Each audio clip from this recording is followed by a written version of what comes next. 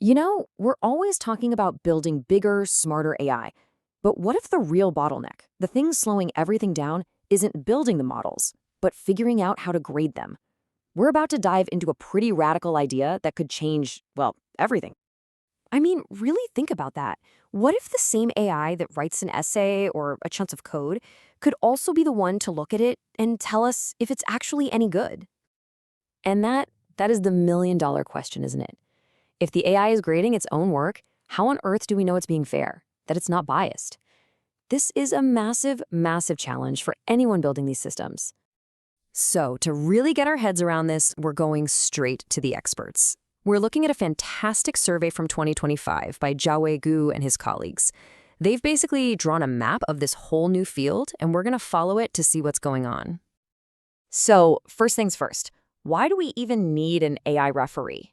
Well, it turns out that evaluating these models is one of the biggest headaches in all of AI development. It's a real bottleneck.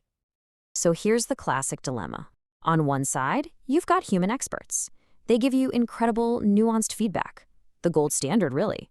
But it is painstakingly slow and super expensive. On the other side, you have automated metrics.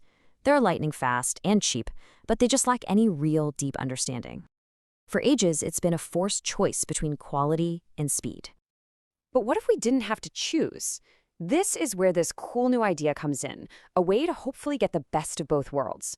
Let's meet the LLM-Judge. So, what is an LLM-as-a-Judge? It's exactly what it sounds like. We take a really powerful language model, think something like GPT-4 or a similar system, and we give it a new job, evaluating the work of another AI. The dream here is to get that human-like, context-aware judgment, but at the incredible speed and scale that only a machine can deliver. Okay, so that's the big picture, but how does this actually work? Like, what are the nuts and bolts of turning a creative AI into a critical judge? Well, it's actually a pretty clear four-step process. First, you have to design a really good prompt. That's the set of instructions that tells the AI exactly how to judge. Step 2, you pick your judge, the LLM you're going to use. 3, you give it the AI output and let it do its thing, get that evaluation.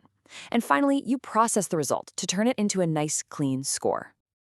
And when it comes to judging, the AI has a few tools in its toolkit. You can ask it for a straight-up score, like rate this response from 1 to 10.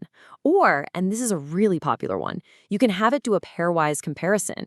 You just show it two answers and ask which one's better. It turns out this method aligns really, really well with what humans prefer. You can also just ask it simple yes or no questions, or have it pick from a multiple choice list. So, there we have it, a fast, scalable, nuanced AI referee. Problem solved, right? Well, not so fast. This is where the story gets a really interesting twist. As you've probably already guessed, the answer to that is a big, fat no. This AI judge is not a perfect, objective machine. Not by a long shot. Yeah, it turns out that these AI judges have their own weird quirks and hidden biases, just like people do. And these biases can seriously mess with their decisions. They're not the impartial referees we were hoping for, at least not right out of the box. So let's talk about the first one, position bias. This one's huge. The judge might just like the first answer it sees, or maybe the second one, just because of where it is in the list. Think of a teacher who subconsciously grades the first paper in a stack a little higher. The order starts to matter way more than it should. Then you've got length bias. The AI judge often gets tricked into thinking that longer is just better. It sees a big, wordy response and gets impressed, even if that answer is just fluff and doesn't add any new information. It mistakes word count for quality. And this one is just wild because it shows how human-like these biases are. Style bias. Some judging AIs might actually prefer answers that sound more cheerful. Or maybe they have a thing for emojis. Or they prefer a super formal tone. The judge has a personality, and that personality is bleeding into its grades. Okay, so the judges are biased. Is the whole idea a bust? Absolutely not, because right now, researchers are coming up with some really clever ways to fight these biases and build a much fairer AI referee. So how do you fix a biased judge? Here's the game plan. You can write much, much better prompts with super clear instructions. To fight that position bias, you can just swap the answers around and run the test again. Or you can create a whole panel of AI judges and make them vote. And the big one is fine-tuning, where you take a general AI and give it specialized training to become an expert at fair and balanced evaluation. And here's a perfect example of how simple a fix can be. For position bias, you just run the evaluation twice. First, show it answer A, then answer B. Then do it again, but show it B, then A. If the judge changes its mind, you know bias is at play, and you can correct for it.